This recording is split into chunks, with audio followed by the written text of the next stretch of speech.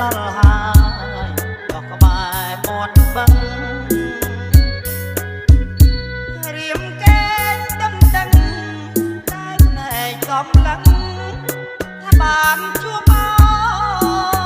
នរៀមកែដឹងដឹងតែភ្នែកកំឡឹងថាបានជួបអូនអកដឹកចរណីចំដោបងជួអោកដឹកចលនេ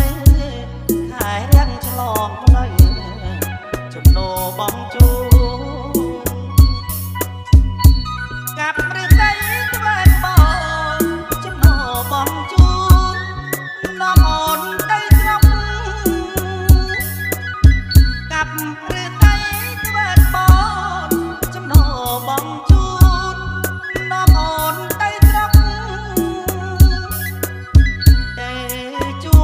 ម្ដាយញាតិមិត្តចិត្តឆ្ងាយអ្នកម្ដាយឪពុកទៅជួបអ្នកម្ដាយញាតិមិត្តចិត្តឆ្ងាយអ្នកម្ដាយឪពុកឲ្យដណ្ដឹងអូនទុកទុកជាគូក្រឲ្យដណ្ដឹង